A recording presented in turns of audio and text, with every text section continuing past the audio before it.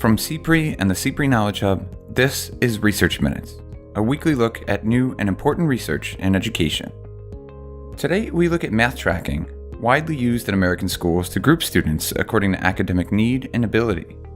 Recent research, however, finds that tracking can have unintended and lasting consequences for some students. What happens is that, when you track a student into a certain type of course or program, it really determines how far they'll get in math and the type of content they'll be exposed to. We welcome UNLV's Federick Ngo and USC's David Velasquez, co-authors of a new study examining the backgrounds, demographics, and academic progress of tens of thousands of students, seeking to understand the relationship between race, ethnicity, tracking, and course-taking behavior. They join us to discuss their findings.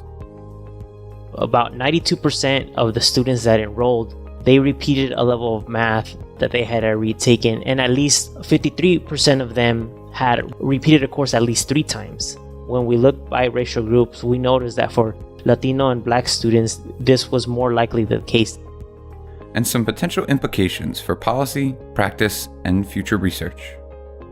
I think the main implication for policymakers and school leaders here is, can we improve alignment between the two systems so that we don't have this problem where students are kind of being pushed back in terms of their educational progress? That's right now on Research Minutes.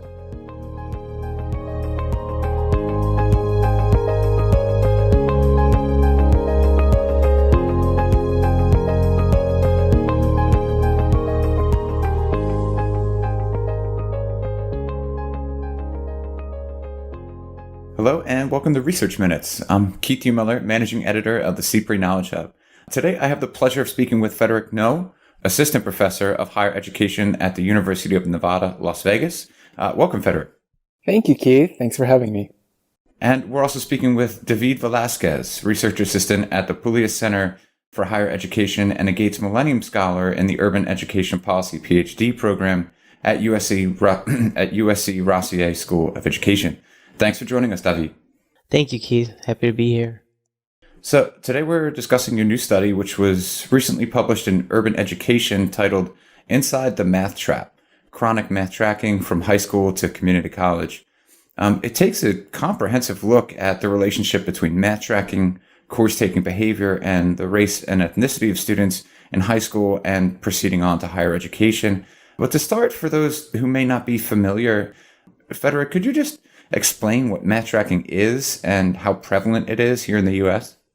Sure. So tracking or ability grouping is a strategy commonly used in education to really make it easier for teachers to target interventions, largely based on students' academic needs. We see it at all levels of education and in different subjects, but especially in math. I think we're familiar with the tradition of sorting students into various math tracks, such as honors courses, AP courses, other advanced math courses. And what happens is that, when you track a student into a certain type of course or program, it really determines how far they'll get in math and the type of content they'll be exposed to. Math tracking means that different students will have access to different types of curriculum and educational experiences, different types of instruction, even different quality of teachers.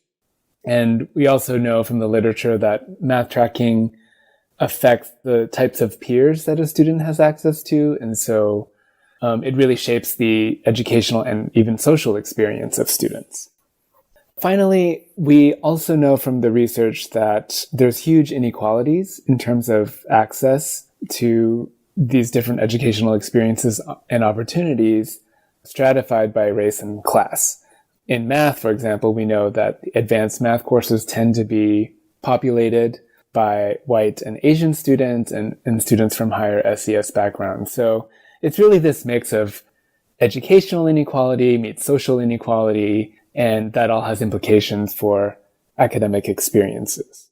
In higher education, I think a real clear example of tracking is in the system of developmental education in community colleges. And these are the below college level courses that students get placed into when they enroll in community college. And so we've been studying developmental education in community colleges for some time. And one of the things that is really true across the country is that large numbers of students start their college careers in developmental or remedial math courses. So nationally, it's about 70%, and where most of our work is done in California, it's upwards of 80 to 90%.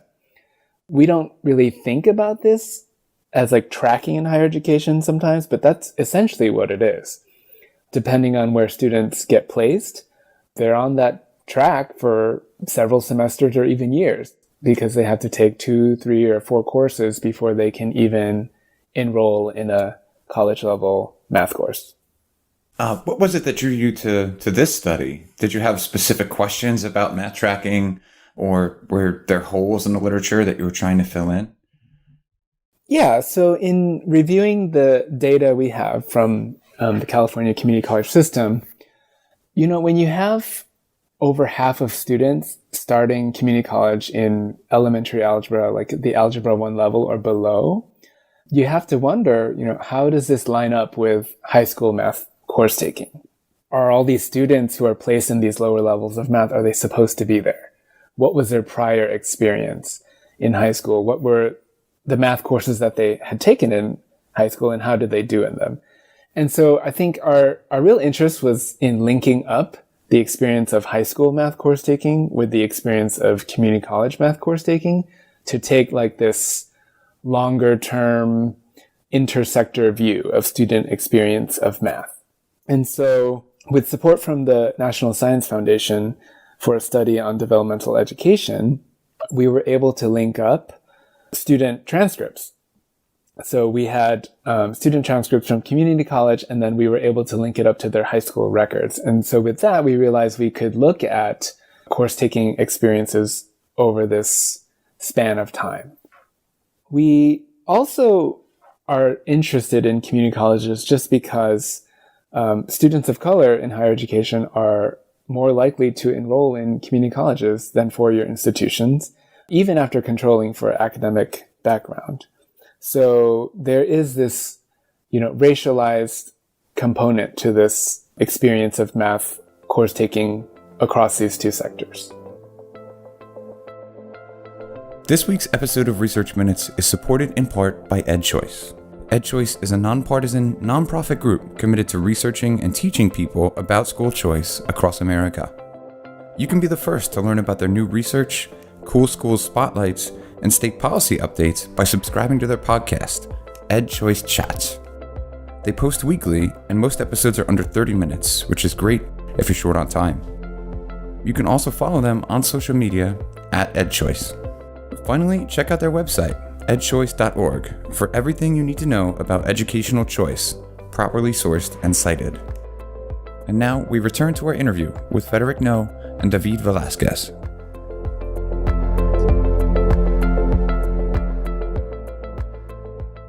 And so, David, I'm curious how you went about trying to answer those questions. Could you just give us a little bit of an overview of the scope and your approach to this work? Yeah, so Federick mentioned that we use data from a high school district and a local community college district.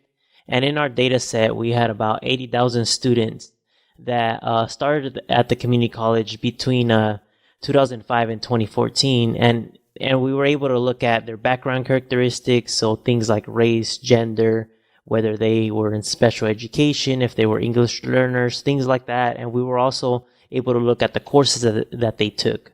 So this was really unique in that we were able to see what was their course taking experience like in high school, and how did it continue into community college and through community college. And in essence, we did a sequence analysis and a regression analysis. And what that meant is just we looked at what was the sequence of classes that they took. And we were interested in three key things that we called math mobility, math repetition, and finally math traps. So math mobility was just, are students progressing? Are they moving forward?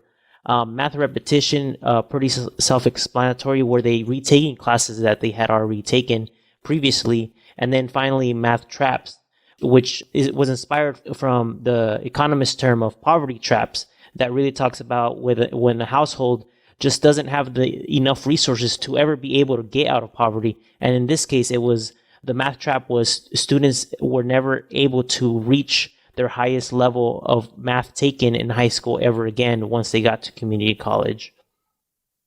And following that work, you both came away with some significant findings, including that nearly half of the students in your study found themselves in what you refer to as math traps.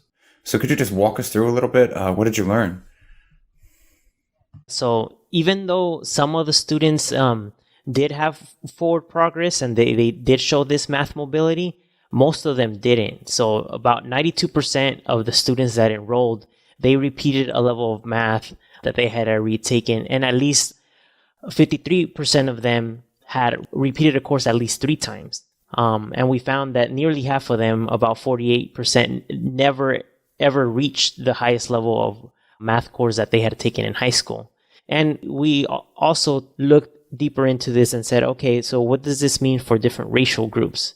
And when we looked by racial groups, we noticed that for Latino and Black students, this was more likely the case, that they were experiencing repetition, they were experiencing math traps, and a lack of mobility, even after we controlled for student academic backgrounds. So we compared students of other races who had similar backgrounds, and students of color were experiencing these negative experiences more so than their peers. Federick, tracking in general has become quite the controversial practice in American education in recent years. I'm curious what you think the implications of this study might be. What do you think policymakers, school leaders, and others can take away from this work?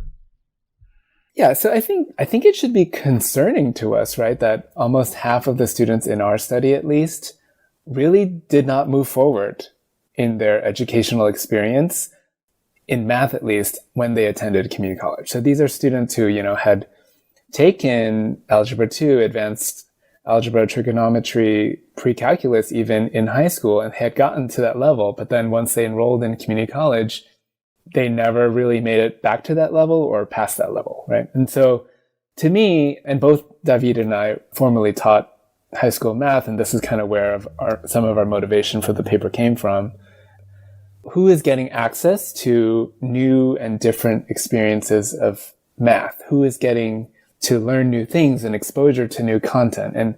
And so I think the main implication for policymakers and school leaders here is, how can we sort of provide some support in this transition to college, right? From high school to community college.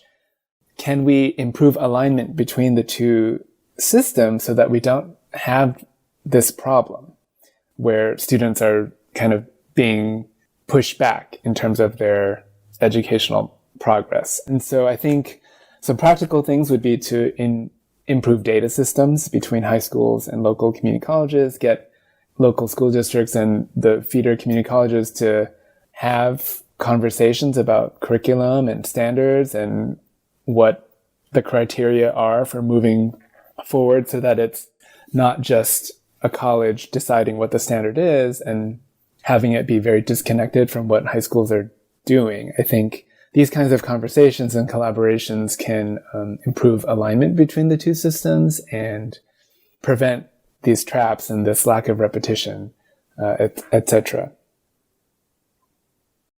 And my final question for you, David, is, do you think that there are opportunities here for future research, either for you or for others who are working in this area?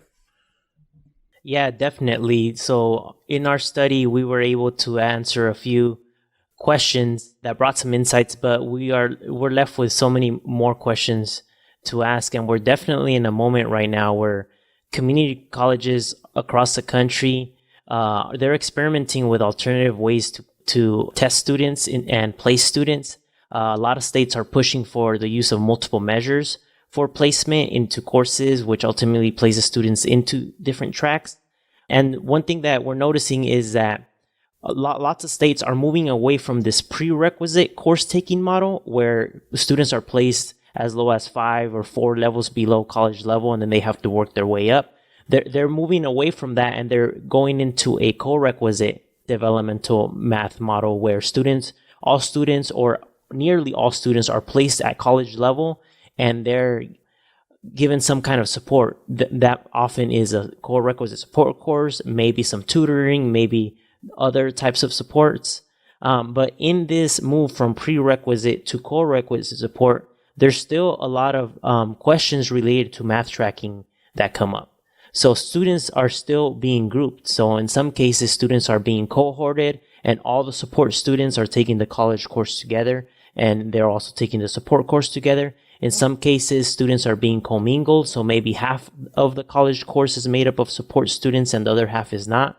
And I think this is really important because we still know that peers, who else is in your classroom, is important for your learning process. And aside from that, we're seeing the rise of these tracks. So in high school, like Federick mentioned, you have AP, honors, IB, other sorts of tracks.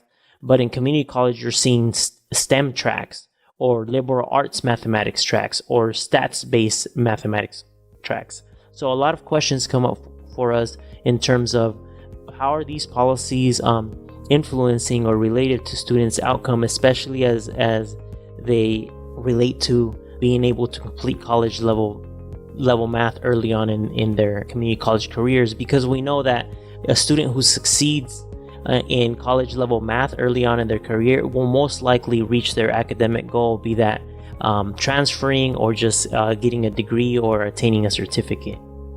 Well, it's certainly a line of research worth following going forward, and your work here again is just incredible. I want to encourage all of our listeners to go and read the full article. Again, it's titled Inside the Math Trap, Chronic Math Tracking from High School to Community College, and it was recently published in Urban Education. Federick Ngo and David Velasquez, thanks so much for joining us today. Thank you. Thank you. Thanks for listening to this week's Research Minutes, presented by the CPRE Knowledge Hub. For more episodes or to subscribe to the series, you can find us at researchminutes.org. To share thoughts on today's episode or to suggest future topics, follow us on Twitter at CPRE Hub. That's CPRE